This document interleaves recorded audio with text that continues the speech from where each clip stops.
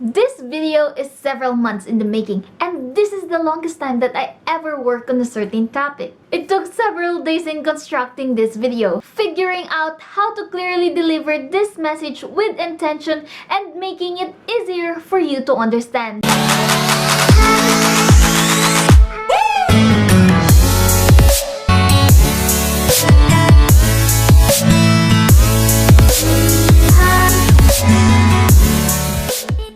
Amigos, welcome back to my channel, the #1 place for J1 visa and American culture.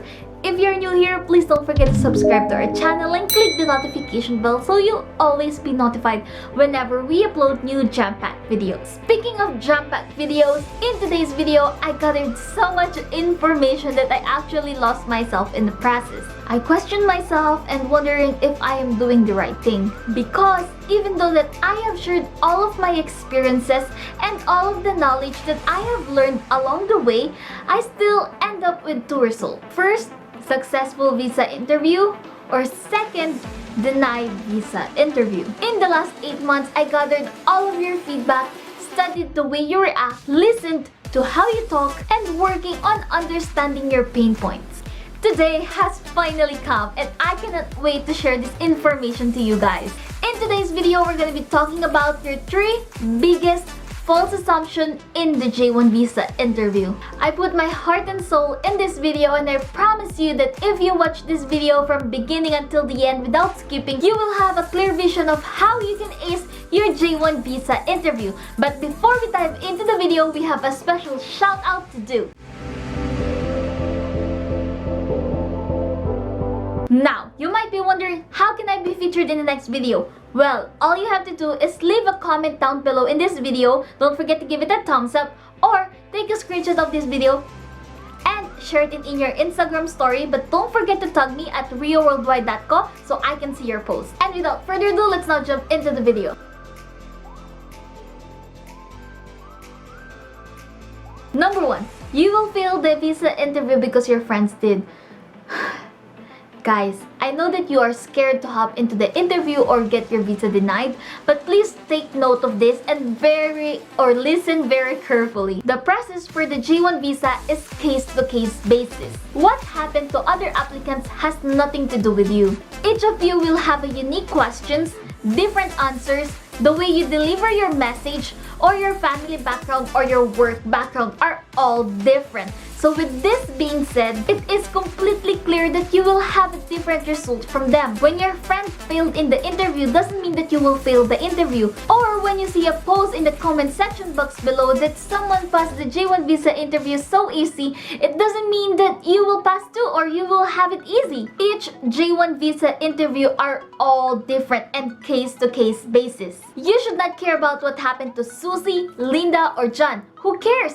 This is your situation. The most important thing that you should be focusing is yourself. Focus on yourself. Don't let others' failure define who you are or get in the way in your future success. Instead of thinking, what did they do wrong to fail, maybe you should ask yourself, what can I do right to pass? Here's the examples of a negative and a positive mind. Negative mind. What should I do if I fail on the interview? Positive mind. What can I do to pass the interview? Negative mind. I'm nervous. I might fail in the interview. Positive mind. I'm nervous, but I am well prepared and believe in myself. Negative mind. I want to ask someone who failed the interview to get insight of which officer to avoid. Positive mind. I want to ask someone who passed the interview and know how exactly they did it. Negative mind. There's so much reading, studying, and work to do. I give up. I'm going to look for something easy. Positive mind. There is so much room for me to learn, and I want to use this opportunity as a stepping stone towards my dreams. Doesn't it sound ugly when you have a negative mind? Is that the person that you want to become? There is always an option in life, but it is all up to you if you want to live a negative or a positive life. Do you want to live with a growth mindset or a fixed mindset? Remember that a negative mind will never give you a positive life. By the way guys, if this video is helpful, please don't forget to give it a thumbs up and also share on your timeline so we can help more people in understanding the J1 program. Number 2, J1 visa is impossible to get. Well, if it is impossible to get, why all of these people have passed their visa interview? I myself have passed the visa interview twice. How? So it means that it is not impossible, and the word itself, impossible, says I'm possible. Okay, now let me give you 2 examples to make it clear with you. One student said, my first visa attempt was denied. She only asked me standard questions and didn't ask for any of my documents. The second student said, the consul only asked me 3 personal questions and 1 question about my future plans, but I was still denied. If you hear these comments or saw this post in your timeline, you will immediately think, oh my god, J1 visa is impossible to get. And you will message me saying that you are scared to do the J1 visa interview or rant about what you heard or saw. I'm sorry to say, but starting today, I'm not gonna reply on that kind of message anymore. Why? Because I am not here to dive in why your friends failed. I am here to dive in and figure out what we can do to make you succeed. Now, let me give you a clear picture and examples of why people fail. Number 1, there is no such thing as standard questions. Each question is personalized based from your number 1, ties to your home country, number 2, source of income, like you yourself and your family. Number 3, based on the information that you put in your DS-160. And last is the way you answer the consul. Number 2, I want to read or share what other students referred as standard questions. By the way, this is a continuation of the second example that I gave earlier. The first question that is being asked to the student is, what is your name? Second question is, your age is not for fresh graduate. What happened? She said, it is because this is my second course. The question number 3 is, why do you want to go to the USA? The student said, because I am looking forward to further develop my technical skills and ability. Fourth question, when did you graduate? The student said, May 2019. Now, your first reaction might be, well, I think she did good on answering these basic questions. I don't see why the consul failed her. By the way, she asked the consul what happened after the interview, and the consul said that she mentioned something that is not in her training plan. As we continue to talk, the student said, I don't know where I went wrong. I don't understand the reasoning that the consul gave me, but I think that I got denied because of President Trump's limitation in the immigration. After hearing all of her experience during the J1 visa interview, my first reaction was, is technical skills included in your training plan? Well, she didn't really answer me yes or no. She just sent me her training plan. So based from our conversation, her actions, and reading her training plan, this is what I noticed. The first thing that I noticed is that she didn't understand her training plan very well. Because when I asked her the question, is technical skills is in your training plan? She just sent me her training plan. If you truly understand your training plan, you could have immediately answered me yes or no. Second that I noticed is that I wish she took the initiative to explain. Instead, she gave me her training plan so I can read it and do the work for her. So if you're asking someone that can be answered by yes or no and she sent you, like a whole document, it just gives you a signal that why would she, send me this? Like, disclaimer, she's not paying me to help her, and do all the work for this. But I just realized that why would she send me her, training plan? And all I need is just yes or no if it's her, if it's in her training plan. And number 3 that I noticed is that I have told you so many times that to be specific with your answer.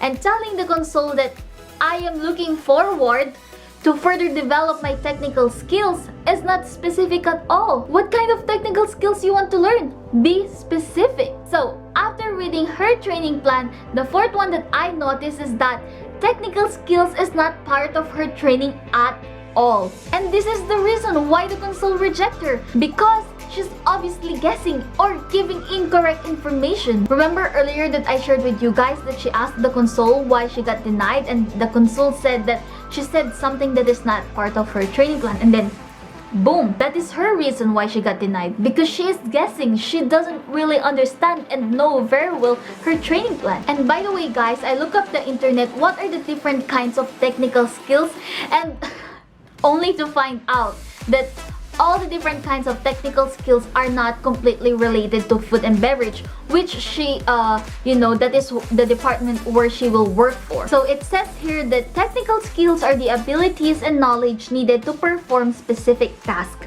They are practical and often relate to mechanical, information technology, mathematical, or scientific tasks. Some examples include knowledge of programming languages, mechanical equipment, or tools. My dear students, I truly care about you, and all I want is for you to succeed. It's okay to ask someone for opinion, advice, or their J1 visa interview experience, but please be smart. Don't believe immediately on everything that they said or everything that you see on the internet. Try to question or analyze things. When someone said they didn't pass the J1 visa interview even though the questions were just standard questions, think about it.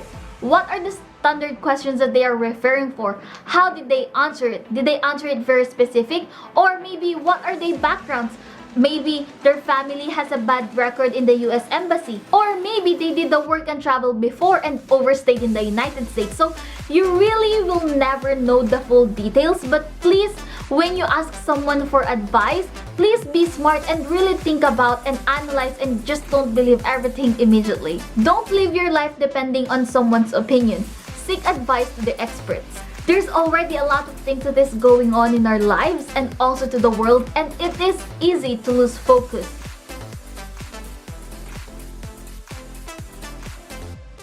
Okay, third assumption is, actually this is funny, but picking the console based on their appearance. Oh my god.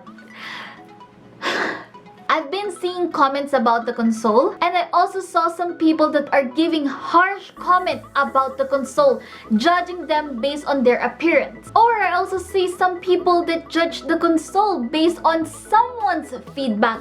For example, someone commented, that is telling someone that, oh, my friend, telling me that don't line up to a male officer that is wearing eyeglasses because he denies everyone. My biggest question is, how can someone judge the console based on their appearance and someone's opinions when you are not even sure if their opinion or their, feedback is reliable or not? Ask yourself, how did they come up with the conclusion that this male officer that has eyeglasses are mean? Or this female officer who have white complexion in window number 21 doesn't approve everyone who lined up with her? Do they have evidence? None. Did they stay all day to observe in every windows?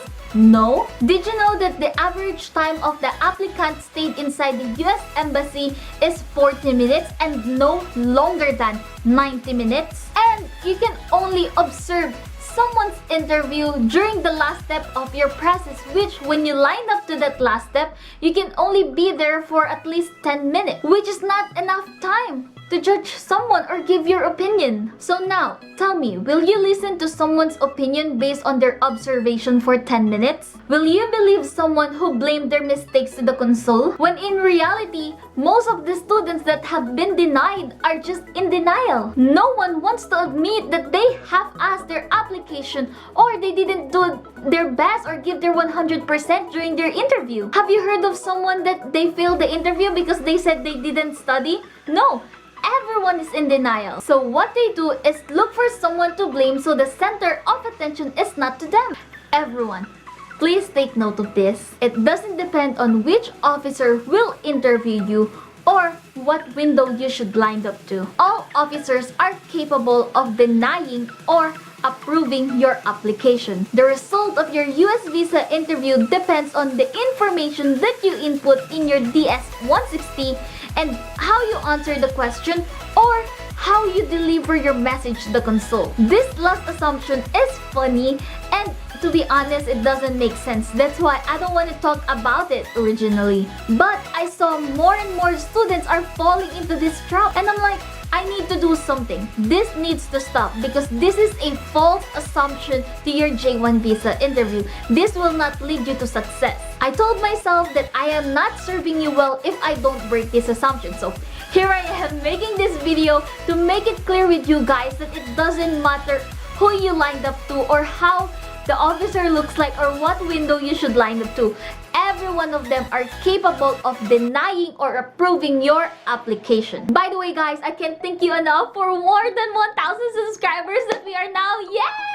I am really excited for this channel and I have a lot of plans for you guys. So make sure to click the subscribe button and click the all notification so you'll always be notified whenever we upload new jam-packed videos like this. And in the meantime, while we wait for our next video, make sure to click these two videos right here. I make a lot of G1 videos and American culture that will really help you all throughout your program. So if you're interested, just click these two videos right here. And also, please don't forget to give this video a thumbs up if this is helpful. Comment down below if you have any questions and suggestions, and I'll see you guys next week. Thank you so much. Bye for now.